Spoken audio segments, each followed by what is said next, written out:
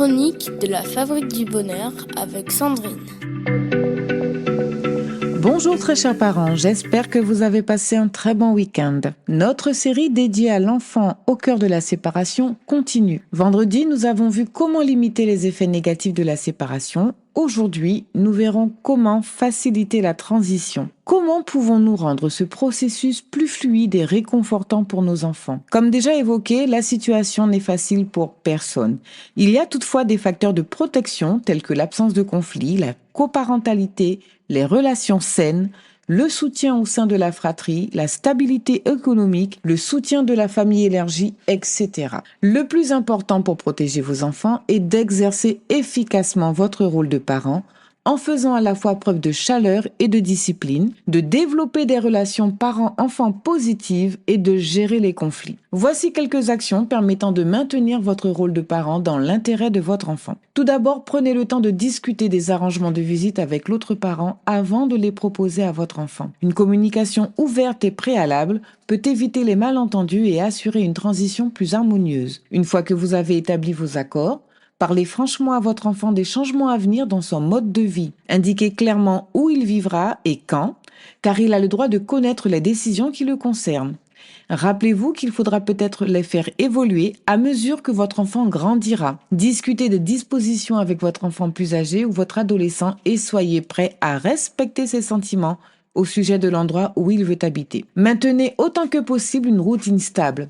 Les enfants se sentent plus sécurisés et confiants lorsqu'ils savent à quoi s'attendre. Créez des routines cohérentes dans les deux maisons. Si vous avez plusieurs enfants, accordez du temps de qualité individuel à chacun d'eux. Évitez de parler négativement de l'autre parent devant votre enfant, votre famille élargie ou vos amis. Si vous avez du mal à gérer vos émotions, trouvez un confident ou un conseiller. Soyez courtois lorsque l'autre parent vient chercher ou ramène votre enfant.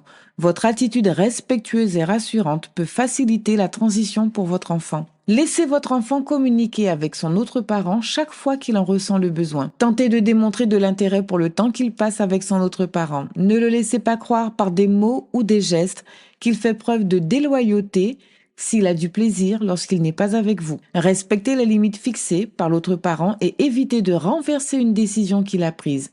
Maintenez une cohérence dans les règles et la discipline entre les deux maisons. Communiquez directement avec l'autre parent sans utiliser votre enfant comme messager. Il n'a pas à vous fournir des informations sur les activités de l'autre parent, ses amis ou ses revenus. Soyez conscient que les relations de votre enfant avec sa famille élargie, telles que les tantes et les oncles, peuvent également changer et donnez-lui différentes possibilités d'entretenir ces liens. Informez les autres adultes importants dans la vie de votre enfant de la situation afin qu'il puisse être attentif à tout signe de difficulté d'adaptation. Par exemple, les enseignants, les éducatrices de la crèche, les entraîneurs sportifs, etc. Partagez les informations médicales et scolaires importantes avec l'autre parent et essayez d'assister ensemble aux réunions et aux rendez-vous pour être tous les deux informés. Voilà très chers parents, notre chronique touche à sa fin. Rendez-vous demain pour un nouvel épisode. N'hésitez pas à nous faire part de vos réflexions et expériences sur ce sujet sur le site www.fabriquedb.com. Prenez soin de vous et surtout prenez soin de ces précieux liens familiaux. C'était la Minute des Parents avec Sandrine.